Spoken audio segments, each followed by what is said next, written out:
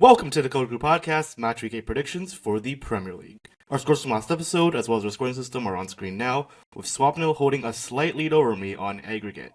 We're now 2 international breaks into the season, and this round begins with Nottingham hosting Chelsea at the City Ground. Yeah, and I am sure that for Nottingham Forest, this feels like a must-win or, at the very least, a must-not-lose moment. It has been such a tough start for the season for them, especially now with Ange at the helm. 7 games gone and not a single win to his name. He experimented with a back five back at Newcastle, and to me, it looked more like survival mode than the front foot attacking football Ange ball that he is known for. And while it did give Forest more defensive stability, at least, it completely blunted their counter-attacking threat. Really, they've just looked caught between two ideas, whether they should sit deep and stay compact or play expansively through the midfield. I think what Ange needs to do here is go back to the 4-2-3-1 that has given him at least a little bit of success with Forest thus far, and that can give them more comfort in possession and some width in transition. But really, the real concern for me is nothing to do with the tactics at this point, what he actually ends up playing. It's just whether the players still have faith in him, whether the fans still have faith in him. And Chelsea is going to be sure to test this team's confidence early, right after the break. I mean, I'm not so worried about Ange's confidence within the team. I just don't see what he's able to do at this point, because I think a common, criticism of Ange at Tottenham was that, Tottenham was getting injuries all the time because his system was too aggressive. They played too high of a line, and we have the same issue right now, right? If he tries to go back to a 4-2-3-1, who are the two fullbacks? Because Ola Aina is injured. Zinchenko is still injured. He's currently playing Savona as a right wing back in the 3-4-3 position, which is not going amazing. But it just seems like he doesn't have the personnel. And again, he will make the excuse that, look, our players are injured. I don't have the personnel I want. I can't play the system I want. But I think he is somewhat to blame for that, because we didn't see this problem last year with Nottingham Forest. They basically had the same back line the entire season, and because of Nuno's pragmatism, it wasn't injuries was never too much of a concern. So it's not the players. I think it's the tactics here. Yeah, okay, that's fair. And I did say in our last video that at some point, the actual results have got to take precedence over whatever excuses Ange is able to come up with to clear himself of all doubt. Yeah, no, their injuries are not even the worst. There are definitely teams that are worse off than them, but you're right. It's just not going to But work with the this thing is, tactics. those other managers Even are more adaptive than Ange's. Yeah, and I was gonna say, even if Nottingham had their best roster, I still don't know that it would work especially well with Ange Ball. I mean, we've talked about it, right? It's just a bad signing. There's not much you can do here.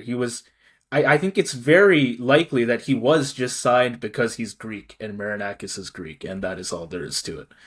But tactically, it's not gonna work. And I think we said that he's the first on the chopping block right now out of all the prem He managers that could continues go. to be the odds makers' favorite to be the next manager to be Ah, sacked by a wide margin. Again, despite ahead of Amarim Amarim. continuing to be in the league.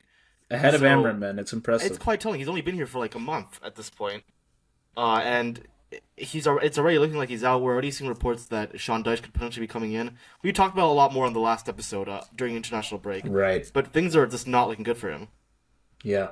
I do want to say Chelsea, though, it is looking very good for them right now. They're coming into this buzzing after that last gasp win, unfortunately, against my team, Liverpool. And it is a result that could really kickstart their season. And I want to say the scoreline was close, but don't just look at the scoreline. Look at the manner of the game they played. They were composed under pressure. They were disciplined. They were in shape. And they were full of intensity whether they had the ball or not. I was talking about on our last video how when we got the ball in the second half, we lost it quite quickly on many occasions just after 2, 3, 4 passes. And that was partially due to our build-up being bad, but also Chelsea was very quick to clamp down on us with 2, 3, 4 players on whoever had the ball at the time. Caicedo, Gusto were immense in midfield. They were constantly breaking our lines, suffocating our rhythm. We did not find much throughout that game. And Esteval's winner was a reminder that these young talents that Chelsea has been chasing for so long, they are finally just starting to deliver in big games. I think Maresca will just hope that Fernandez shakes off that knee issue, but even if not, the team are finally buying into his ideas. They're pressing as a unit, they're moving the ball with confidence, and if they can carry that same composure they had against Liverpool into this game, I think their quality will just shine through. And against Nottingham, they The shouldn't have thing, too the many thing is, by problems. the way, if Enzo doesn't come back, remember this is a roster that has players like Buonate, Romeo Lavia, who have barely touched the field this season. Like this Chelsea team has so much depth, man. And I think it seems likely that Enzo will not be back for this match, and they're also going to be missing Reece James, which means there's a lot of holes in the midfield. But I just think with all the talent they have, that just is another opportunity for some of these other young stars to really shine. And talent and quality, I don't think is a big concern for Chelsea, even with these injuries. Yeah, definitely not. They have the roster to take care of it. They have the roster to take care of most teams in the league pretty easily. And Forest, as they are now, I don't expect to be much of an issue. Again, I do think the optimal thing would be for Ange to revert to that 4-2-3-1. Except, like you said, he really doesn't have the players, especially not right now. I do think Douglas Luiz is returning, which is nice. He can put in some control in midfield, should ease the burden on Gibbs White, let him push higher. And in the other direction, it's probably just a mid block for Forest. They're going to try and slow down Chelsea as much as they can. That's if they play a 4-2-3-1 though. I don't think he's That's wing back that's also personally. yeah. Okay, Because that's now fair. the issue is if Douglas Luiz does come back and they have to and they stick to the 3-4-3, you basically get the Bruno problem, right? With trying to slot him into the lineup. So, man, I mean for Nottingham, I just don't see how they get the ball to their front three.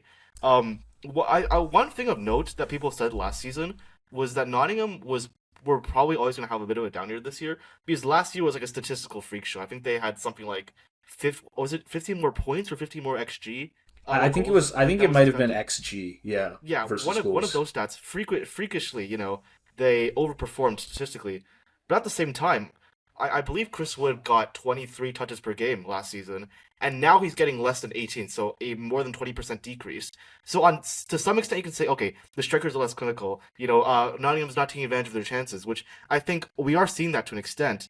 But if your main striker isn't getting the ball because this new tactical system doesn't allow you to advance, then what is Chris Wood supposed to do, right? Yeah, and I mean, dude, consider as well that I don't think any player besides Chris Wood on this Forest team has scored more than a single goal in the league. He has scored two, I'm pretty sure, and no one else has scored more than one. So that is the best you're getting right now is Chris Wood.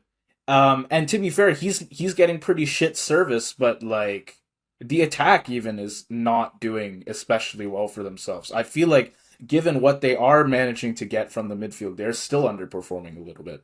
And yeah, like you said, the midfield is completely fucked right now. Ange does not have he hardly has the right players with a full Nottingham roster, let alone the injuries that they've got now. So I just don't see what lineup he's supposed to put up to manage even like a draw against Chelsea. I'm just gonna say right now, like Forest, they might be a bit harder to break down at home, but they cannot sustain any intensity as against a side that moves the ball as well as Chelsea was able to do last weekend or 2 weekends ago. And I think it'll be a decently easy win for Chelsea. I do actually expect Nottingham to score a goal, but 2-1 to the Blues. And I think it will be a pretty safe win for them. I'm also going to give it a one goal scoreline, but I just think that, well, first off, with Chelsea obviously still missing players in the midfield, even with all the talent they have, as well as Cole Palmer not being there to provide as much playmaking, I'm going to go with Chelsea to only score one goal. And again, because of the same service issue that Nottingham has, because of the fact I think Ange will be too stubborn not to stick with his 3-4-3, and it will really cause them to struggle to generate chances, I don't see Nottingham Forest scoring in this match. So 1-0 Chelsea. Okay, fair enough. I just do think they have been decent with scoring in their home games so far. I know they have had a bit of an imbalance up to this point with away games versus home games. The last home game they had, I think, was that one Europa game against Midtjylland, and besides that, most of their league games have been away. So I could imagine they'll do a bit better here. But yeah, 1 goal margin seems fair to me. With that, I guess we can move on to Man City, who have gotten quite a few dominant wins this season so far. And they'll be looking for another one here against Everton. And this is a very favorable game for them to do so because, first off, we know how much depth Manchester City have. They rotate every week. They have so many ways to be so clinical. But meanwhile, for Everton, they're going to be far from having their full squad into this match. First off, Jack Grealish, who has been by far their best player, obviously cannot play in this match because Manchester City is his parent club, and Jared Brantwaite is still going to be injured, which is a continuing huge uh, problem with Everton's backline, especially in terms of crosses and anything aerial. So I think Everton are going to be in a lot of trouble here. Yeah, that's fair. No Grealish is a big issue for them, I think. Though I will say, and perhaps it's not so much of an issue here, but like if you look at that last game, City against Brentford, while they did get the job done, it is worth noting it was largely up to Holland.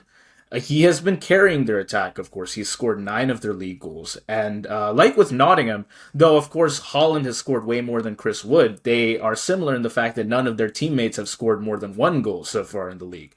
Foden and Doku have provided flashes.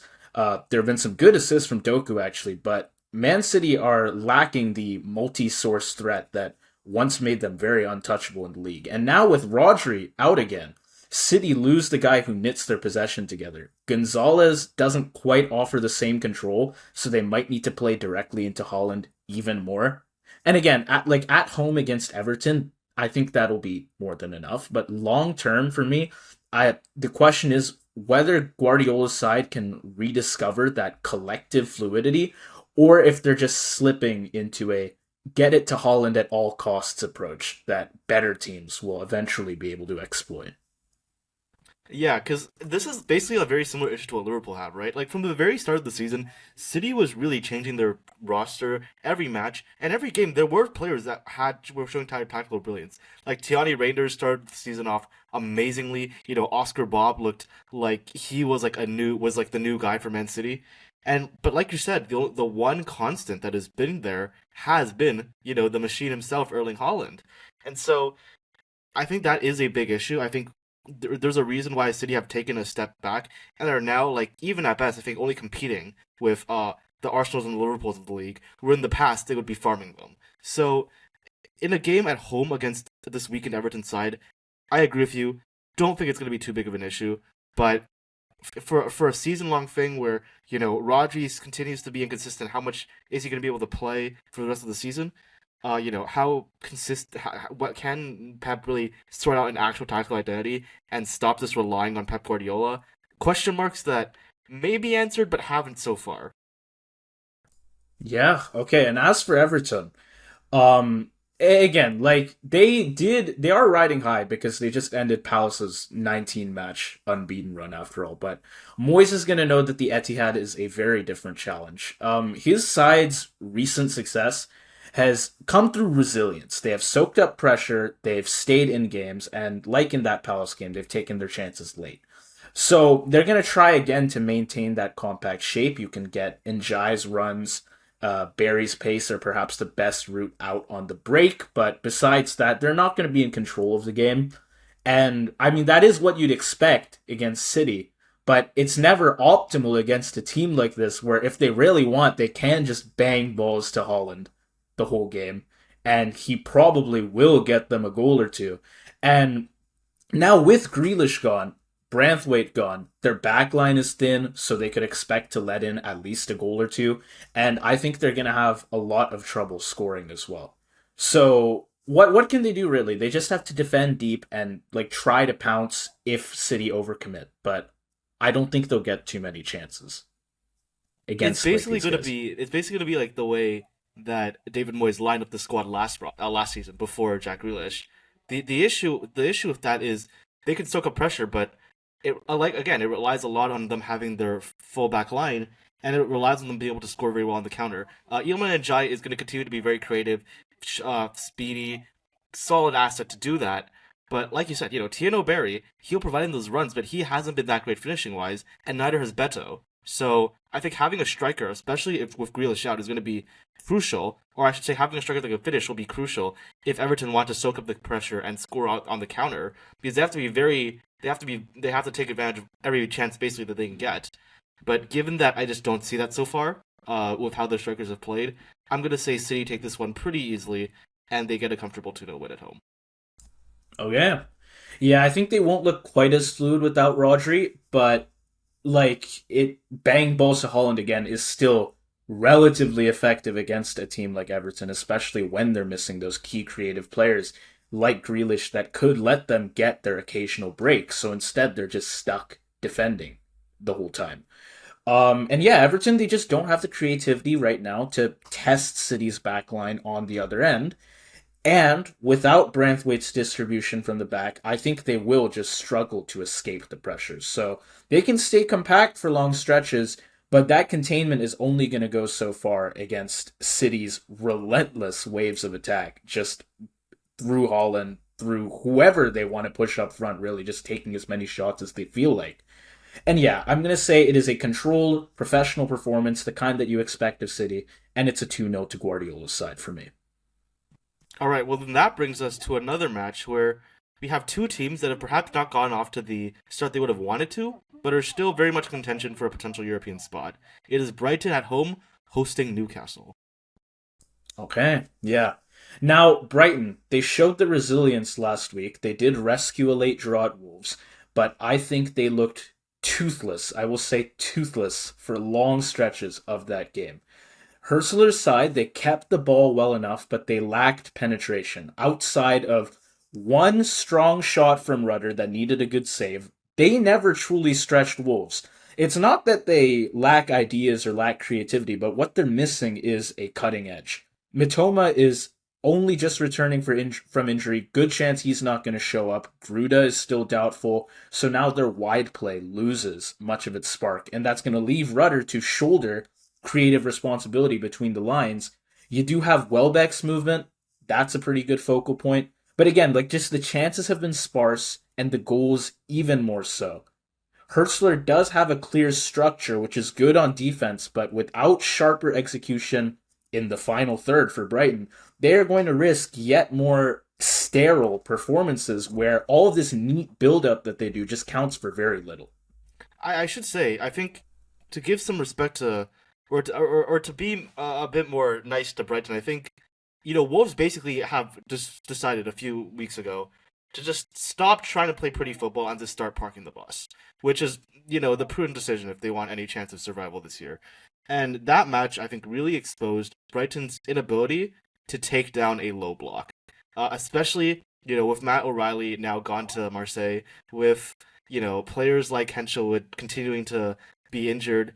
It is a big problem for them. And obviously, as you said, if Gruda is injured and Karu Matoma doesn't play in this match, as there's a high chance he doesn't, then who is going to be in that, who's going to be the right winger in that match, right? I think it was Gruda that was playing last time, but when he got injured, they had to sub on Samikas, the new striker that they signed from Greece. So, like you said, I think there's going to be a lot more responsibility, especially on Jorginho Rutter, um, as well as their other winger. But I think the one thing that is good for them is Newcastle are also going to be missing some players defensively. They still have Livermental out, which means that Trippier is going to be playing on the right. Their left back in Lewis Hall is likely also going to be out, which means they'll have to play Dan Burn out of position or somebody else. And so, with Yakuba Minte still in the squad, the other winger I was referring to earlier, there is definitely still, I think, a chance for Brighton to, not as much as they usually would, but still take advantage of the wing attack. I will say, though, for Newcastle, the signs of their revival are finally emerging. 2-0 win over Forest, not perfect, but I would say it reinforced two key points. One is that they are regaining defensive control, and two, they are finding their new attacking focal point in Voltemade. Great link-up play, physical presence, and he is finally beginning to fill that Isak-sized hole up front. You still have Guimaraes, who continues to drive everything through midfield. But I think what really stands out here for me is that defensive control. Eddie Howe's renewed emphasis on structure, compact structure, patience. They're now pressing with restraint, holding their shape more, picking their moments to attack. I know it's not the same high octane Newcastle of last year where you have Isak to score like half your goals. But with their current roster, it is a lot more sustainable. And I think that will be crucial for them at Brighton. They have figured out an optimal play style, I think, with the roster that they've got available to them. And being able to choose when to engage will prevent them, hopefully, from being pulled apart by the possession play that Brighton usually takes part in. Yeah, I mean, this Newcastle squad has good wingers, right? I mean, they have, they. It's not. I think the key when at the start of the season was without Isak, they didn't really have a striker presence at all. They don't necessarily need a poacher. Votamade basically plays like a João Pedro-esque role. He's amazing at anchoring. He creates possession. He basically makes everybody around him better. And I think that is everything Newcastle really needs in a striker right now. Especially if they're going to be able to control the possession as they have in their past few games and dominate in terms of chances, I don't see like really much of a loss with Isak being out here, with Isak being out of the squad because you still have Tonali, you still have Bruno who have really been solid with hold up play, and especially as it looks to this match again, no Henselwood. Ayari has an increased position in the Brighton midfield. And while he has been solid, I think there is potentially opportunities for Newcastle to at times take some advantage over that. And I wouldn't be surprised if Newcastle get the majority of the chances in this match. I think both sides' strengths will like largely cancel out here. Brighton, they can look to dictate tempo. They have pretty patient build up, but unless Matoma is fully fit and sharp, they might again struggle to turn long spells of possession into clear chances for goal. Newcastle, meanwhile, they have rediscovered some rhythm, but again, they're more cautious than earlier in the season. With Tonali and Guimaraes likely controlling the middle of the field, the Magpies can limit Brighton's space between the lines, but they probably won't take too many risks in their own attack either. I think both teams will have their moments, but neither looks quite clinical enough to put the other away. No one team's going to keep momentum for too long. And I'm going to go with a 1-1 draw. Brighton sees more of the ball. Newcastle looks more dangerous on the counter, but again, neither side doing enough to take all 3 points. So they'll split it one each. That's basically exactly my thoughts. I have the exact same prediction, the exact same reasoning. I think if Matoma plays, that wing attack could potentially be a bigger difference. And with Brighton at home, they could get all 3 points here. But given that he's likely going to be out, I agree with you fully. They'll probably get more possession. Newcastle will be deadly on the counter. They'll both get their fair share of chances, and a 1-1 draw will be my final result as well as yours. Then I guess we can go to this is an interesting matchup actually. Two of the league's early surprise contenders. We have Palace hosting Bournemouth, both way higher up in the standings than we'd expect them to be at the start of the season. Well, I don't. I think Palace is about. Palace is not. Bournemouth is an interesting. Bournemouth one. obviously. Bournemouth is an interesting. Maybe one Palace sure. is a bit high for the casuals, but for us, this is no surprise. Yeah, not unreasonable with their preseason. Yeah. Okay. So Well, do you want to go Palace first? into this match, Yeah. obviously incredibly solid. They figured out. I think Jeremy Pino as a replacement for Eze. Like you said, 19-game unbeaten streak gone, but they still haven't lost at home since February, which is where they're going to be playing today. They've only conceded 5 goals this season. That's tied for the second least in the league. So incredibly solid defensive performance.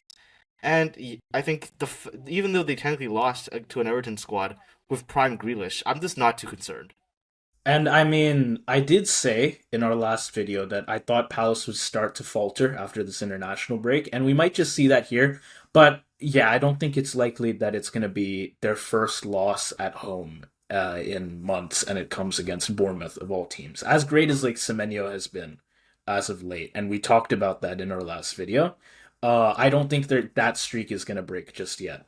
But still, they do look like they're finally starting to feel the weight of their schedule. The added load of Conference League and domestic cup fixtures is beginning to show, and I think that's only going to get worse as the season goes on towards like the middle of the season. Players like Mateta, like Wharton, have logged pretty heavy minutes, and I do think that showed as well in that Everton game, where the team's pressing intensity noticeably dipped. They still controlled long stretches, but they lacked the same snap in transition and didn't have as much sharpness in front of goal either. The rotations haven't fully solved it either. They like the rhythm suffers a bit whenever key regulars are rested. So I do think they'll do decently well here still. They're not gonna fall I off think we immediately. should like this is right after international break though, right? Like this is not a situation where they just played a Europa League match. Daichi Kamada is going to get benched. Like this is. I think we can basically assume they'll play their best 11 here, Yeah, I think and they're looking pretty good right now. yeah. You're right. Like they've already lost players. I think Decore is out. Riyad is out, and so if that continues to happen, that's going to be an issue for their back line. But I think for the purposes of this match, again, I'm still not too concerned. I think they'll basically just have their full starting 11. I think they will have their full starting 11, actually. All of these injuries are bench players that we're talking about. And I look at the squad, and look, I agree. I would say that John Fleet Mateta has probably had a bit of an off season this year. I think he's averaging I think he's had like 4 XG maybe, and has only scored 2 goals. But the rest of the squad just looks amazing. Sar's healthy. Wharton has been dictating the possession. He's the real conductor of the squad. He looks world class, not to throw the term around too much. And I mean, yeah, I agree with you that even though Brighton have looked really solid, even though their defense has definitely improved and they have offensive talent, I think Palace are just a level above, especially at home. Okay, fair enough. I mean, Bournemouth as well have continued to defy expectations. Still in fourth now after another dramatic comeback, this time against Fulham. But to be fair, unlike with Palace, where it's been multiple players that have lifted them up, really for Bournemouth, it is Semenyo's form that has lifted them into contention here. His work rate and individual brilliance make them one of the league's most dangerous sides on counterattack. And where last season the Cherries pressed pretty recklessly, this version of the team picks its moments pretty carefully. They have like Adams' discipline and Semenyo's pace to turn small openings into big chances. They're not flawless defensively, that's for sure. I mean, you look at that Liverpool game, right? I know I keep going back to that, but where Semenyo scored two, and then they got hit with two right after. Senesi, Diakite still get dragged wide too often. But the team does have faith in Iriola's system. They're willing to get scored on a bit if it means that they can go and score even more on their opponent.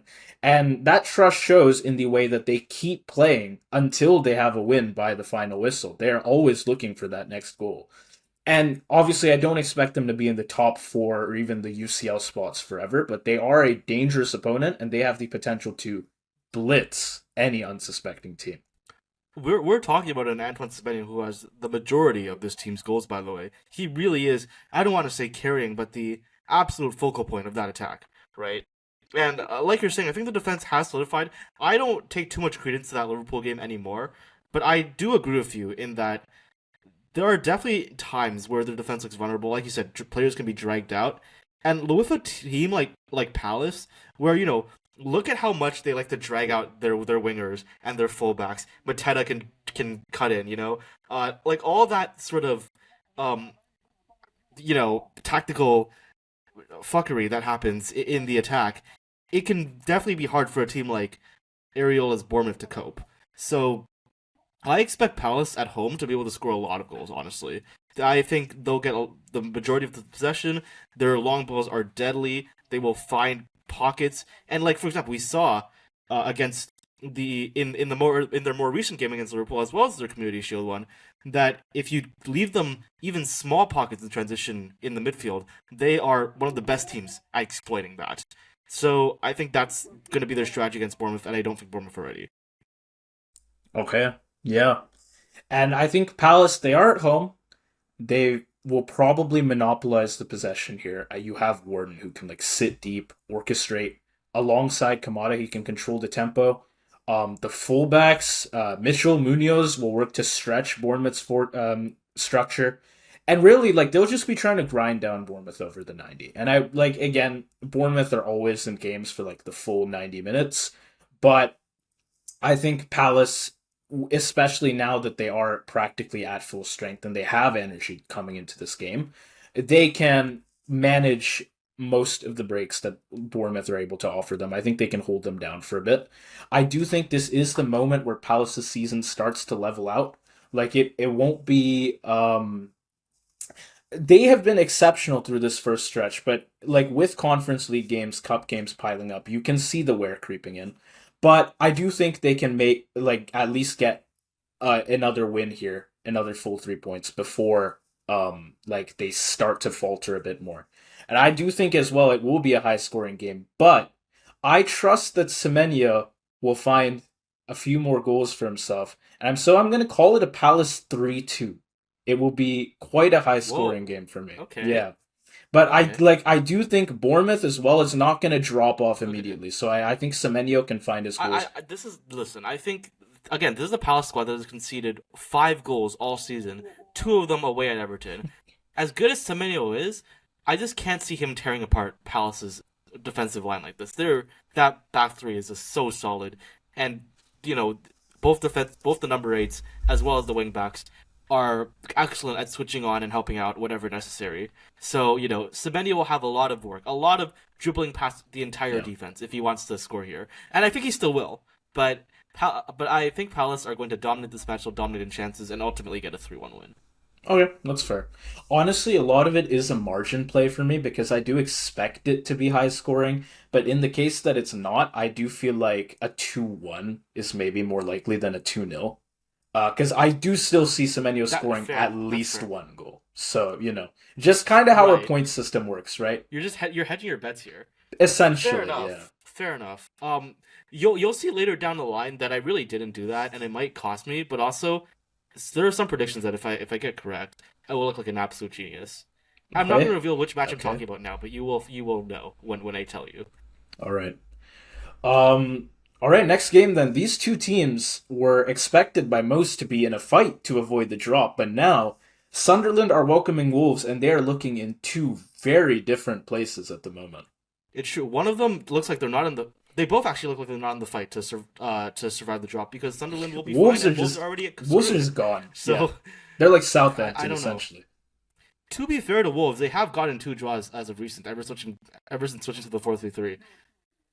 Is that sustainable? I'll ask you. My inclination is no, because Sam Johnstone has been an absolute tear, and I don't believe that he's just the best goalkeeper in the world now. I think it's just a hot streak, and he's really been saving this team throughout both of those matches, and as well, I think they haven't actually gotten a lot of good chances. Like it's not the front three has gotten better. It's like the Leeds situation where now random defensive midfielder or center back is scoring a header or a screamer of a goal. And when you consider that a lot of their XG is not from the front three but from other players, like they have not had as good of chances as you would expect from the statistics is what I'm trying to say about this Wolves squad. So I just don't think it's sustainable.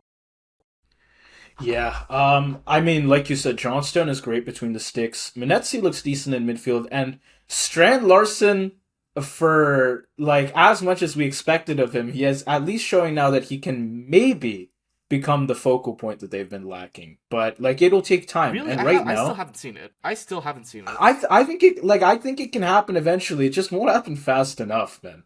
They right now they just don't have the precision or the composure to see games out. The defense is still conceding soft chances. The confidence just appears fragile all around.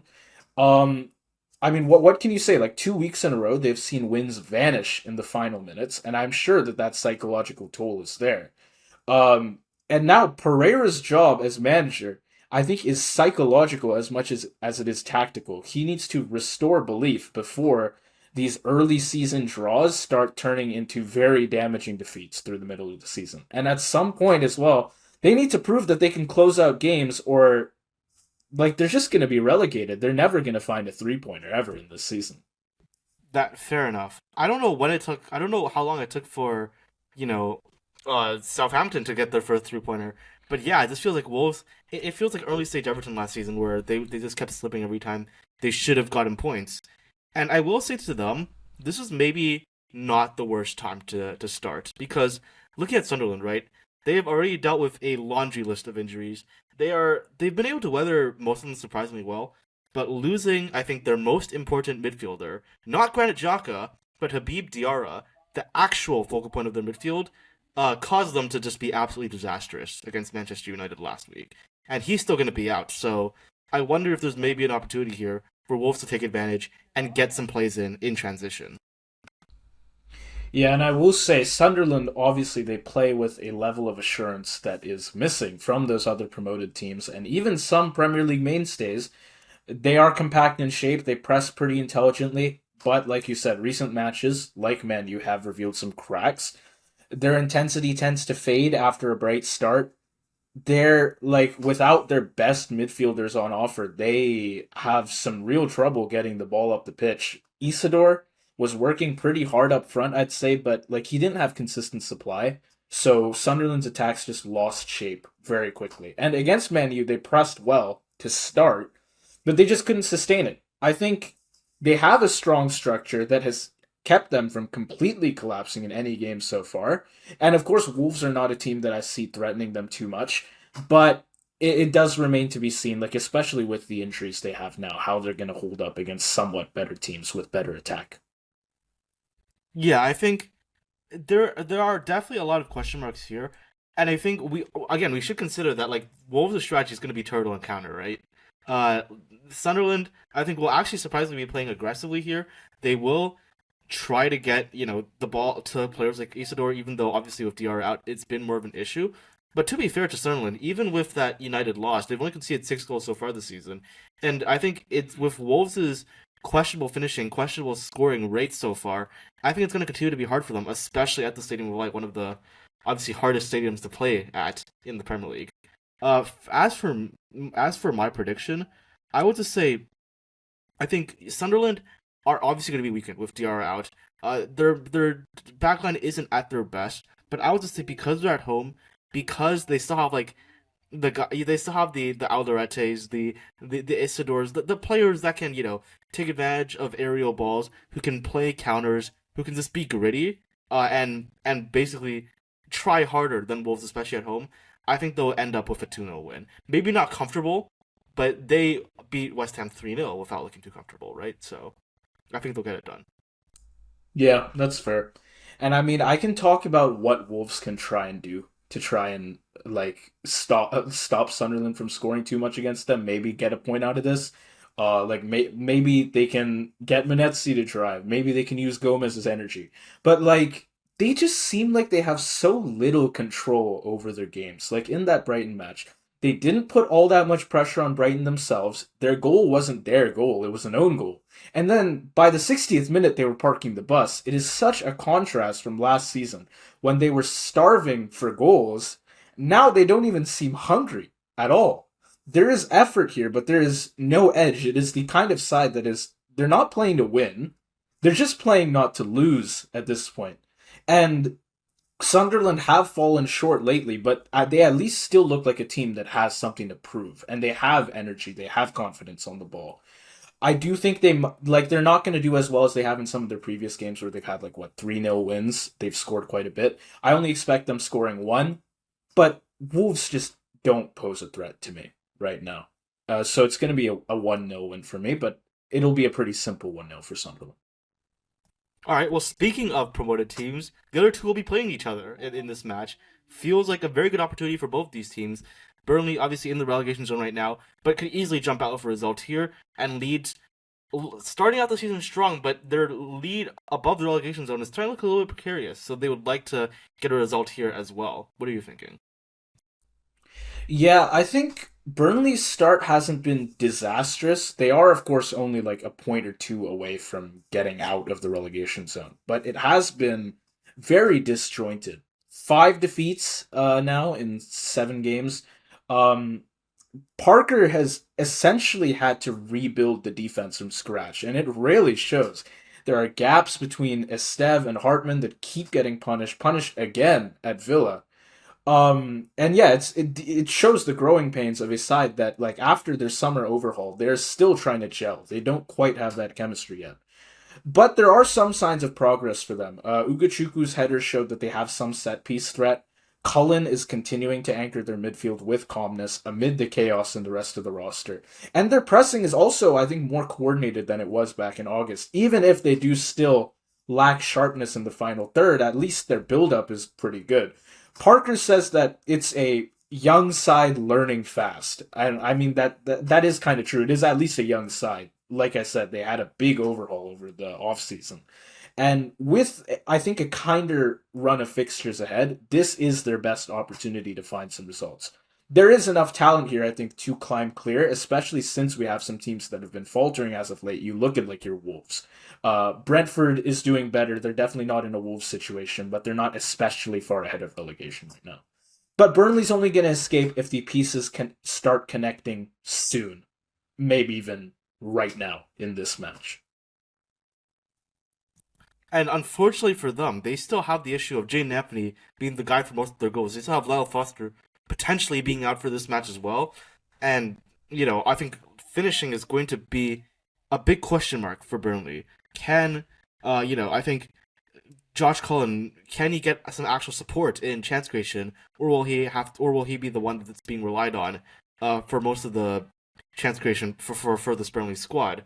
I agree with you. I think defensively they have started to look a lot better, and I think a lot of these results do not honestly match how well they played. Like they've definitely been burned a little bit by statistical bad luck, but yeah, I think this Leeds squad is nothing to scoff at, man.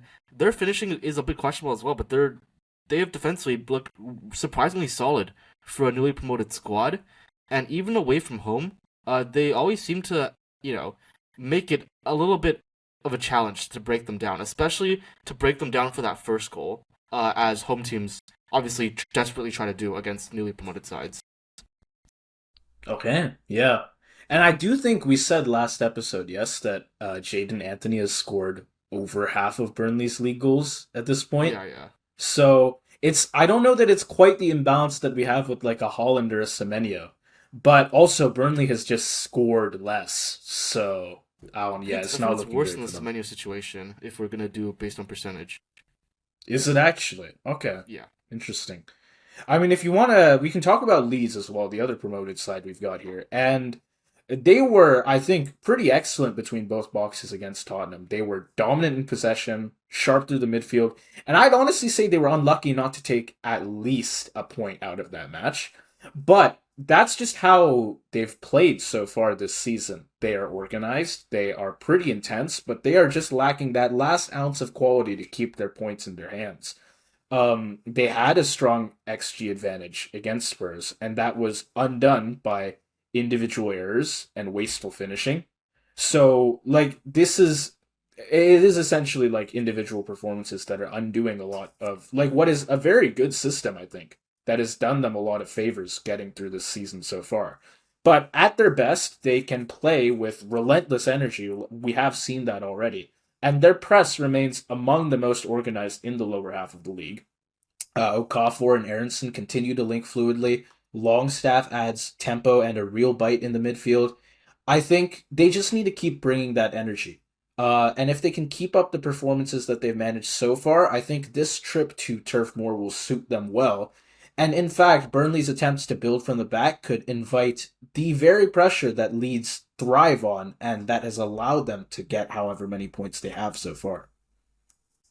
I think that's fair. I would say for Leeds, you have to figure out what they're scoring from because obviously, I think we continue to have this narrative, true or not, that they're just unable to finish on their chances.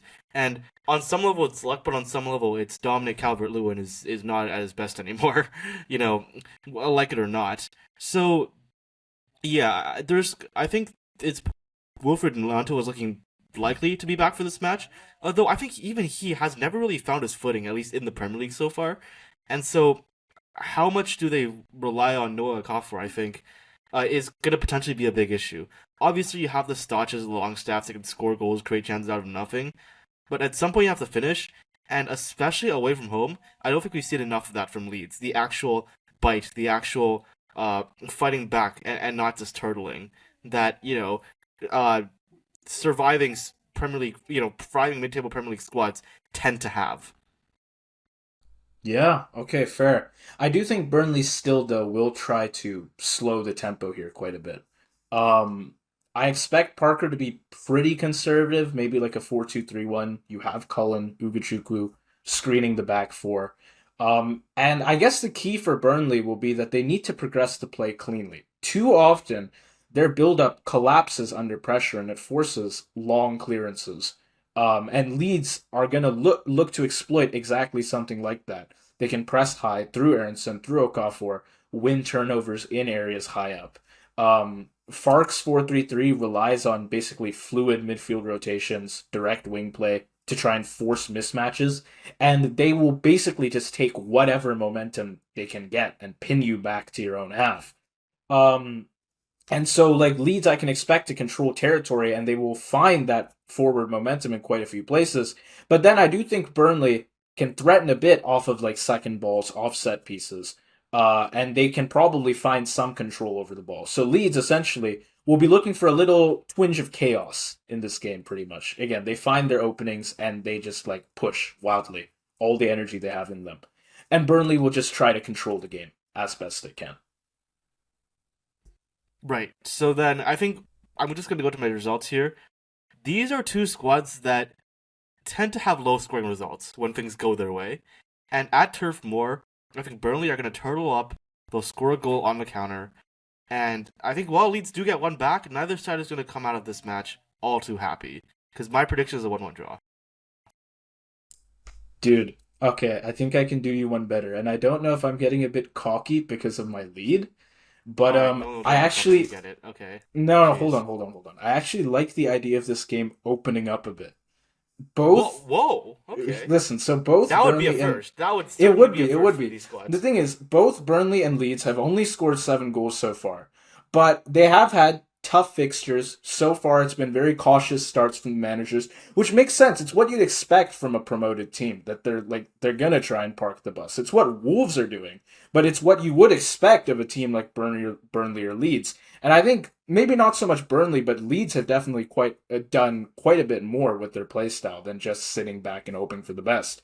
Um, and again, the manager's emphasizing structure first. And I think both of these teams are due a bit of a release. Burnley have been a bit more adventurous lately, especially at home, and Leeds' transitions always carry a threat, even if the finishing hasn't quite caught up yet. So I think this is a chance for both sides' attackers to shake some rust off in front of goal. Burnley can, of course, feed off their home crowd, but Leeds, they've got pace, they've got organization, they can carve out some chances of their own, and I'm going to call a rare high scoring game for these two teams. Like you said, when it goes their way, it should be a low score line, but these are both promoted teams, and so I'm actually going to go with a 2-2 draw. So still the same margin, but a bit of a different score line. So like a blast from the championship type It's situation essentially, yes, is what you're this is going what we with. can expect. I could maybe I could I get the vision. I see where you're going with this, but I like my prediction a little bit more. That being said, uh, brings us to Fulham vs Arsenal. Tell me what you think. I mean, okay. Fulham, they looked okay to start in that 3-1 loss to Bournemouth, but I think it really highlighted how fragile their defensive shape has become. The back three drops too deep pretty often. They leave big gaps between midfield and defense that opponents can easily exploit. Even when they sit compact, their pressing triggers are a bit inconsistent, too passive to really disrupt the build-up, yet they're also too slow to properly recover in transition. Um, then like that disorganization essentially has undone much of their attacking work, and especially because they lack a natural ball winner to protect the back line, so that ball really gets held back in their half, and there is enough individual quality to keep them competitive, but again that collective discipline back there is slipping.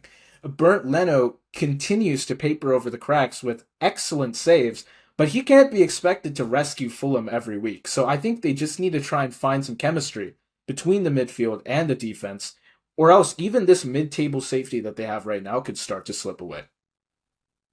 I would say there are obviously a lot of injuries that they're dealing with that's going to make this a lot more difficult. Like, already Kenny Tete, Robinson out, defensive losses, and Sasha Lukic already having a bit of an offseason, but now he's not going to be playing. He will provide as many long balls in.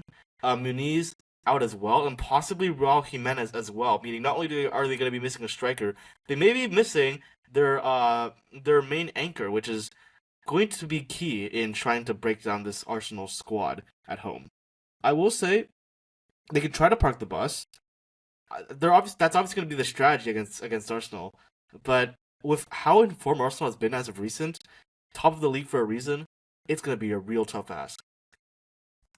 Yeah, and speaking of Arsenal, they're going to be entering this London derby quite confident after that professional 2-1 win over other London rivals, West Ham. It is now their fourth clean sheet in 5 matches, and Arteta's side in what I think actually is his 300th game with Arsenal. It has been a while since he got there. But they did what you'd expect of them, really. They dominated possession, they dominated territory. You had a driven opener from Rice, and Saka's penalty was able to seal the points. I'd say the only dampener really was Odegaard's injury, but then you had Eze come in and he filled the creative void pretty well. It's just like I've said before. It's a very balanced team right now. The midfield rarely loses control, and the back line moves fluidly as a unit. They can step into midfield when needed. The team is composed. They have chemistry, and rather than needing individual moments to save them, they are able to build on their rhythm. And so they can handle injuries to a few key players. It helps as well, obviously, that Arsenal's roster is very strong, them being a top six team and all. But yeah, like they are not blowing teams away like they might at their best, but because they have that strong structure and strong roster, they can at least grind out results with impressive consistency. And against a Fulham team that, like I said, is prone to defensive lapses, I think just being able to be calm and patient throughout this game will let them find as many goals really as they need to get a comfortable win. Yeah, I'm with you. They have like world class players all over. They have crazy depth. I don't want to talk about them too much because we literally just did an episode about Arsenal. But I'll keep it brief. Even though they're away at home, they'll eventually get that first goal, and once they do, it's game over. So Arsenal, solid 2-0 win. I don't really know what else to say. Yeah, okay. I think it'll play out much as you'd expect. Arsenal, they set the tempo early. Fulham, they sit deep and just hope to spring forward when the chances come. And like I said, patience in possession for Arsenal will wear Fulham down over time. Fulham, though, they do have a knack for hanging around in games that they probably shouldn't be in. And I wouldn't be surprised if they can level things up off before halftime. But still, after the break, I think Arsenal's composure will tell. They can reassert control, find another goal, some point, maybe like 70th, 80th minute, and they'll I see don't things see who out. scores for Fulham, honestly. I just don't. No? Okay, that's fair. Well, who, okay, who, can, give me your predicted scorer. Who's gonna score? Hmm. Yeah, no, actually, you're right. I can't think of someone off the top of my head. Maybe I made a mistake there. Just Well, thinking, locked it in. potentially. Too late now. Yeah, I am Going points, true. going That is points. true. I don't know. Just fucking Jimenez. I'll just throw But that he might out. be injured. That is, yeah. So maybe I kind of fucked myself there, trusting Fulham. We'll see. We'll see. 2-1. It's already down. It's in our It's dock. already down. What else can I do? Well, there we go. When Saliba gets his own goal, I will look like That'll be 2-1. Great. All It's right. nice that we don't need to predict goal scorers on here. That would I be a understand. nightmare for me. Yeah. That would be no. That would be too confusing for the audience. We can't do that. Okay, fair enough. Um, Tottenham Villa. Tell me what you think. Okay. Frank's Tottenham, they just look more and more composed with each passing week. They can show defensive discipline without losing their cutting edge, something which I think was almost unimaginable last season with the crisis that their injuries put them in. And now the chaos of those early season matches where they were trying to figure out how do we deal with not having our big creatives like Kulu, like Madison. They have some control now, particularly in how they can dictate the tempo from deep. They can prevent opponents from playing through the midfield. They attack with purpose and they don't look panicked at all.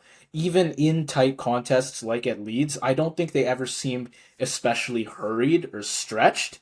And I like that speaks to their maturity, their tactical maturity. Um, that they're able to stay in these games and they don't get too desperate for a goal. They can be calm. But Villa does have some real attacking punch to them, and if it was earlier in the season, I would say they're not a threat at all because they were just so out of form. But they have had quite a strong recovery as of recent. They've got fast transitions too. And so I think this game will be a big test for just how well Tottenham's control can hold up. I think a big issue with how Tottenham has performed as of recent is just the fixture congestion, right? A lot of injuries they're continuing to deal with in the attack and the midfield, basically everywhere.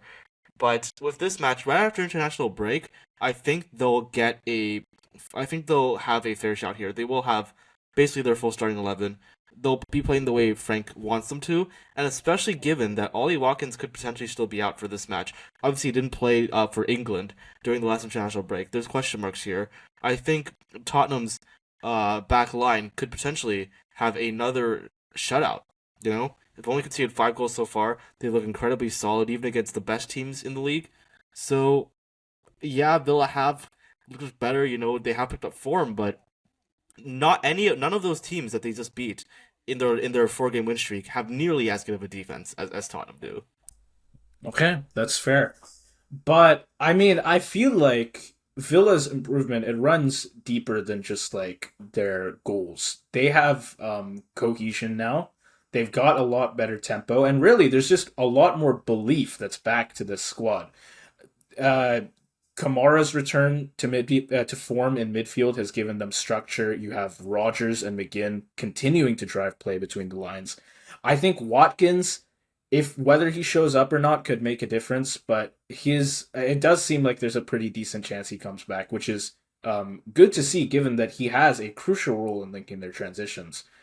Um, but that said, like I think the big issue for them is their defensive focus. They still waver late on. Like if you look at Ugachukwu's header last time out. But just generally I think they look more confident than they did last month.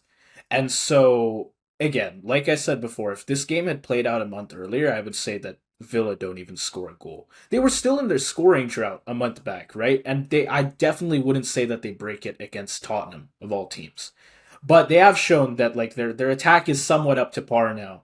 And so I do think they have a pretty good shot of scoring at least one. I think if we do see Watkins play, I think they will score one. If not, I think they'll get absolutely shut up. Because this Tottenham defense is just too solid. But you know, with how threatening Tottenham can be on the attack, and with how good that is, I think even if Watkins plays, I think Tottenham get the win here. And just I'm gonna play the game a little bit. I know I said that I'm going for my full prediction here, but just I think a pretty safe prediction is usually a 2-1. So we don't know if Watkins is gonna be here, but I'm gonna say 2-1 just to be safe. Yeah, I have a 2-1 for Because exactly I can the definitely same see like reason. I can Just definitely see like a solid 1-0 win, right? If Watkins isn't right, playing. So I exactly think the 2-1 is margin like win. the safe thing as you So were talking about before. yeah, and I again for that same reason I have 2-1, which is like if Watkins isn't there, I don't think Villa get a goal. But in that case, Yeah. you could at least hope for a 1-0, But right? I do honestly think if Watkins plays, it's still a 2-1 win for Tottenham. So Yeah. Okay, that's fair. I think it will be largely in Tottenham's control. They have really tightened things up lately. They're not having to chase matches. They're not overcommitting in transition anymore. But Villa, they do have the tools to cause problems when they do get running. So I do think if you just have Watkins to play through balls through your midfield, they can get those transitions, which under Emery have been some of the sharpest in the league, and they can at least find one goal if he's there. If not, you hope for the 1-0 and we each get our 2 points. yeah, there we go. All right. Well, that brings us to the match of the window. Liverpool vs Manchester United. Man, a Liverpool squad that has gone 3 games, 3 losses in a row. Konate injured. Obviously, their new center back signing out as well, and a Manchester United squad which, man, I don't even know how to describe them. I don't even know how to explain them. I don't even know how to predict them. But every time they play Liverpool, some wild shit happens. Right. So I still remember that last 2-2 draw. Yeah. yeah, Or you get a 7-0. or So seven it's 0 like or yeah. 7-0. You Or never you get a know. 7-0. It's a mixed bag with this Right. fixture. I mean, our title defense has hit really its first serious wobble here. Of course, 3 consecutive defeats across all competitions, and it has rightfully raised lots of questions around the team's structure and rhythm. We have scored freely this season. Like I said in that last video of ours, we have matched last year's goal tally through these first 7 games, but we have also conceded more than 4 times as many goals as last season.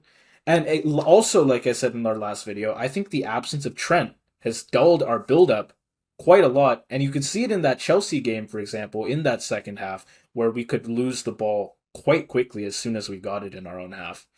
But we do still have the quality to turn things around and do well for ourselves until at least the winter transfer window. I know we have backline issues, but we've got players like Kirkez, like Frimpong, like Sobo, who has been awfully adaptable. Is Frimpong even the right back though at this point? Yeah, no, I was gonna say I because don't know. like There's a Sobo, lot who of has question been marks. awfully adaptable in that hybrid I right think back role Sobo that has he been the has. right.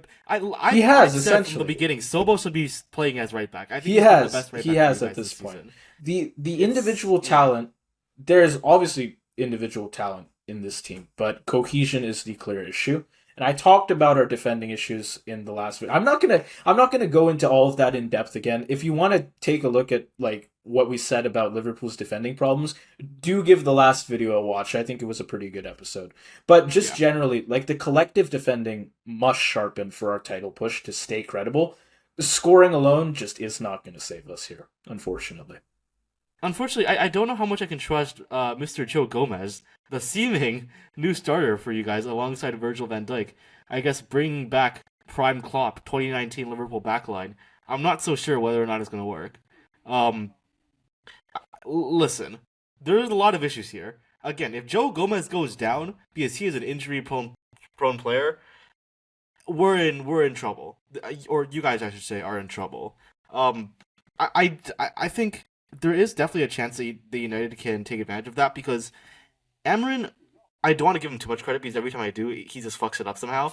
But he's made two good decisions. One, Shane Lamens in net, he looked amazing against Sunderland. You know, he was able to pick up crosses without dropping the ball. He's able to make routine saves without deflecting it into his own net man. He looked like the best goalkeeper they've had since David De Gea, which is a very low bar to clear. But listen, having even just a competent goalkeeper is a massive improvement for the squad. The other thing is, despite splashing the cash, 230 million on a new front three, uh, Amarin has basically shown to the squad that nobody has a fixed permanent position. Even if you're a new star boy, even if you're a new guy that comes in, if you're not performing up to task, he will bench you. At least most of the time. Casemiro, but most of the time, right? Mason Mount has now taken his position, I think deservingly so, as a front three player for this Manchester United squad, which means one of the new guys is always going to have to be benched, but I think he's the perfect pitch because this guy, he knows how to find transition, he knows how to find gaps in the defense, which I think Liverpool can definitely have in this match, and he is great at using that and exploiting that to create chances for the finally starting to settle in Manchester United front line, especially Benjamin Šeško, I think is finally starting to really integrate into this roster. So don't want to be too optimistic, you know. He is still playing Luke Shaw, but like things might be looking up question mark for United, and especially again in such a weird fixture. Maybe something comes to fruition here. Potentially. Yeah, no, I can see it. And I will say, Man U, in that last match, they finally showed signs of balance. That is a word that has, I think, eluded them all season. Like, No, here's the thing. Here's the thing. I feel like every time they win, it feels like yes, they finally figured out balance, but it just goes away the next match. right. This is still Um, an Amarin squad that hasn't won 2 games in a row since this man took over as manager. oh my God, So, you know, that guy that's still growing out his hair, man, that is gonna oh be man, a while. Five wins in a row, was it? 5 wins in a row. Is this not happening? I don't Yeah. know.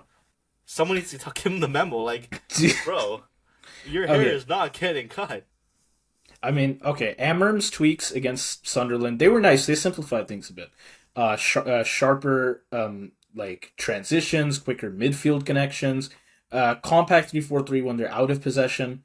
And I would say that, like, with all those changes, it was the first time in a while that United looked cohesive both with and without the ball. The backline under pressure, they stayed disciplined, and Mount's freer role gave them a lot more control between phases of the game. But still, it is a bit hard to know whether said control will hold against elite opposition or just generally whether it's going to hold for more than a game. United, when they get stretched, they have a habit of returning to chaos, and Amorim has not yet proven that his system can absorb sustained pressure, and do so over multiple matches.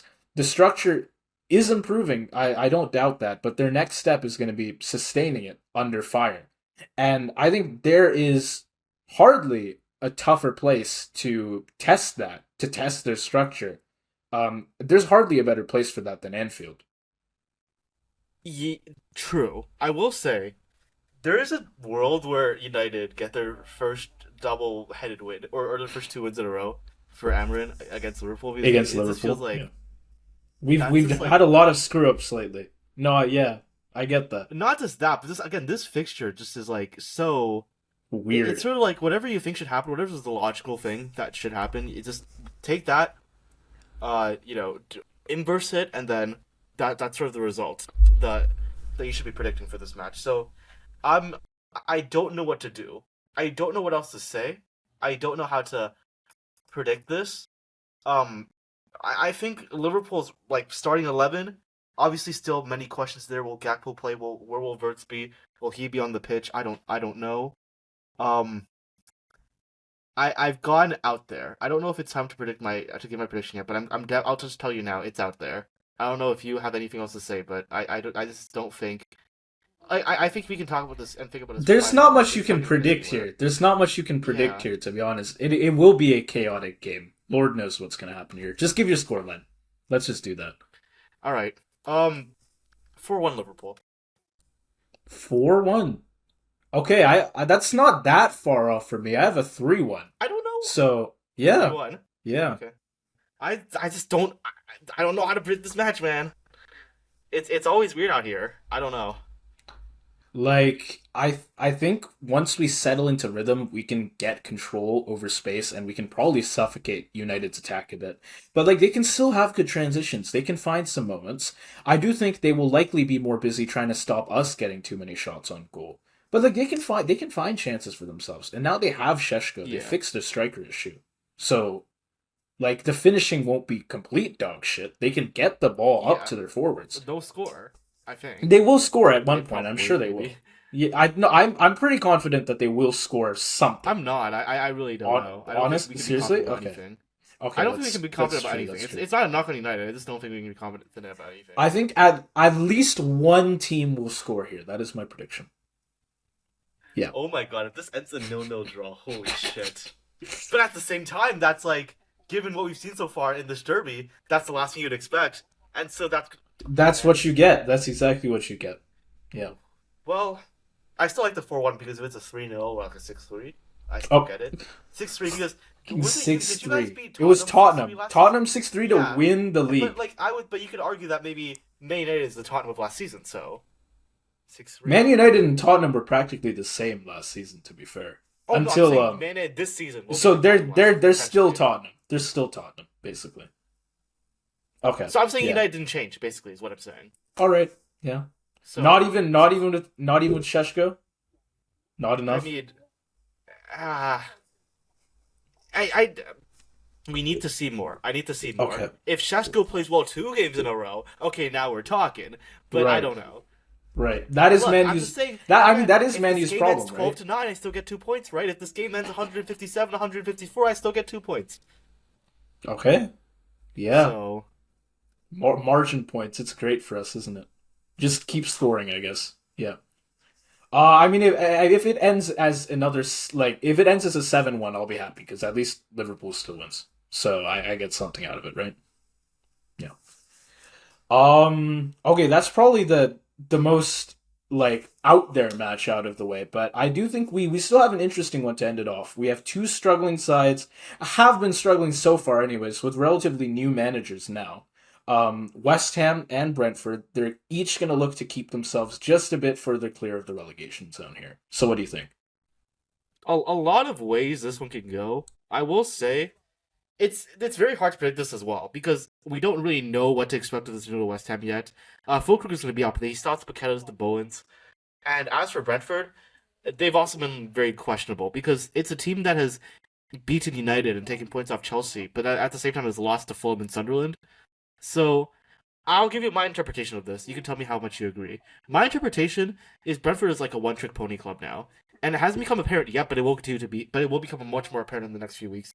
Their entire strategy is to play off the counter, and if you're a team that isn't super high pressing, high attacking, then like Brentford don't really have a way to break you down.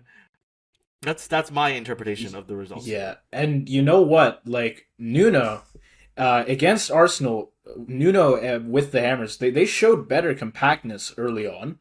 Um, I think Nuno generally is good at building compact teams, prioritizing defensive discipline. I do think the defensive line did struggle a bit for them. I think Diouf on the left struggled a bit under pressure, but it was against Arsenal as well.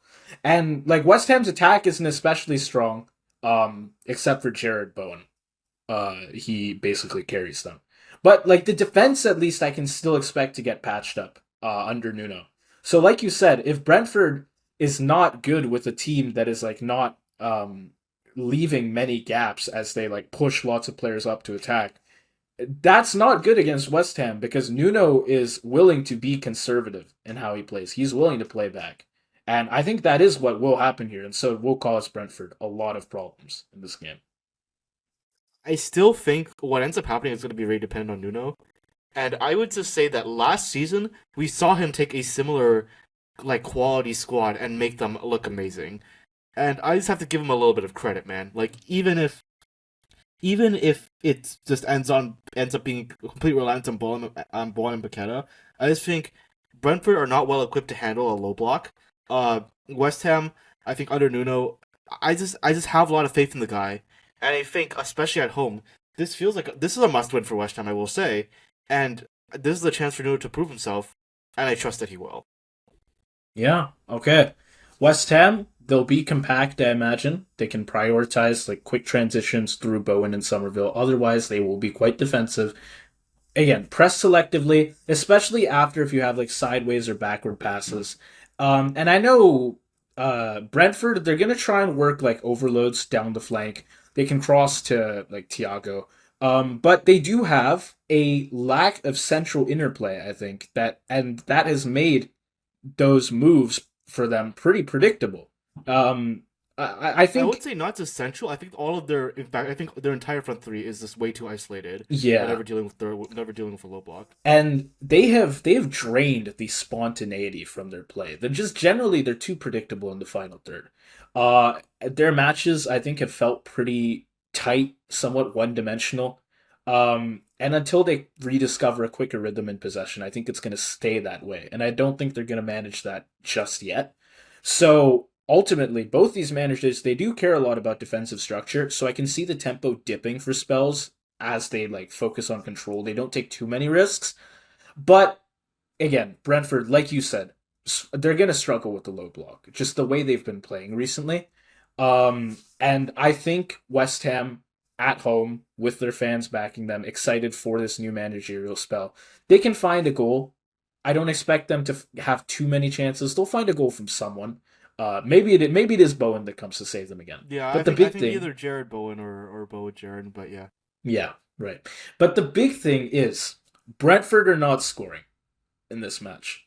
I just don't see a goal from them at all. And so I'm. Do you disagree with that? I don't disagree. I have them scoring a goal. I'm not Okay. saying they will. I would just say this is like one of those matches very hard to predict Yeah, sure, that's because fair. I don't really know what Brentford's setup plan is, and I obviously don't know what Nuno's setup plan is going to be when he's the favorite at home, right? So I certainly don't think though that Brentford have any clear chances on goal. They could score something, but they'd be nicking something. I don't see that they're gonna have a very clear opening against West Ham. They're could be. I would just say I think the West Ham backline is also a little bit error prone. So I totally you could see like a goal based on not a real created chance, you know. right. Yeah. So But yeah, ultimately, like in my prediction, I don't see them scoring. So it's going to be not a thriller, but it will be a statement win for Nuno in his first home match. It is West Ham 1, Brentford 0. I mean I think 1-0 is still very much possible, and I just went with the most basic possible prediction I could because I don't really know what's going to happen. A 2-1 West Ham win is my prediction because again, if you're correct, I still get 2 points. Yeah, So that's fair. It's yeah, always again, the like it's the I margin don't know what to points, man. Yeah. expect. We'll learn a lot from this match, I think, about West Ham especially. Right. Honestly, margin points have worked really well for us in these last couple That is videos. true. Yeah. We're not getting like red or yellow all over on our score graphic, we at least have some blues in there for 2 points in a game. Yeah. Yes. Well, that covers the match week. Yes. Any one game you plan on watching here? I mean, obviously, I have to tune in for Liverpool. Liverpool United, obviously. Right. Anything else Palace besides that? Bournemouth, definitely. Palace, that's a good one. Yeah. Palace Bournemouth, and then from there on, just whatever I can watch, whatever I can go, whatever goal rush decides to show. I suppose. Whatever a certain site will allow me to watch without it buffering all over and over again. I can't do any promotion here, but yeah. All right. Yeah. If you know, you know. Anyways, thank you for everyone. Guys. Of course it's Sportsnet. That's what it is. TSN. Oh Rogers. yeah, right. It's the They're Rogers very buffery, monopoly. to be fair. Yeah. Rogers extremely unreliable. It's the Rogers monopoly. Famously yeah. unreliable technology right there. As Right. the Canadians will know. Yeah. Okay, well thank you for everyone who has watched so far. I think it is a bit of a shorter video this time around. Than I have for no most idea of how our long it match is because weeks. you have to pause twice because my internet is dead. I will do my best to trim that out. But yeah, we're gonna hope for shorter videos so that you guys don't have to spend an hour and a half for every match week overview. And we'd hope that we can eventually get it to like an hour. But for now, thank you for sticking around. And yeah, we will hopefully see you next week for another set of match day predictions. See ya. Yeah, have a good one.